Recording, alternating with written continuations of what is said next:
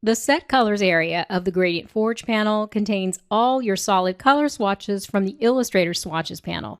You won't see your gradient or pattern fill swatches here. And if you have color groups, the individual colors will show here, but the group folders will not.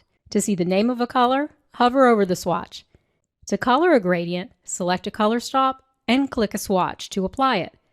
Or you can drag a swatch to the gradient preview to create a color stop, or drag a swatch over a stop to recolor it. Double-clicking on a color stop brings up the Illustrator Color Picker. Below the swatches are color mixing sliders, so you can mix and adjust the selected color stop, and you can choose from other sliders in the menu here. When you're working in the Gradient Forge panel, stick to selecting color swatches or mixing colors from this area of the panel. If you select a color stop here, and then go out to click on a color in Illustrator Swatches panel, it just applies the solid color to the whole object. So I'll undo that.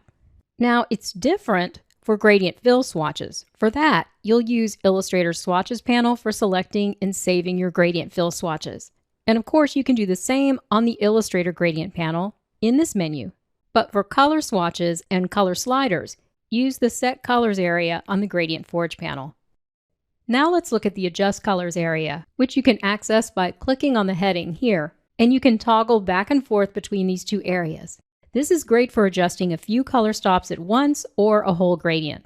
I can select all the color stops at once and then use the sliders to change the hue, saturation, and lightness of the whole gradient at once.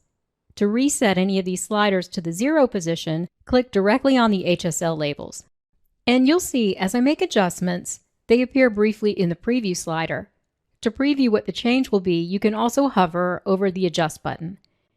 And you can move your cursor back and forth to see the before and after. And when you're ready, click Adjust. The buttons at the top are the same as those on the Gradiator panel, allowing us to rotate selected stops to the left and right, or we can randomize the stops, but I'll undo that. You can also use this menu to switch the sliders to the HSL UV color space. So now we've covered most of the options in the panel, and in the next video, we'll look at the flyout menu.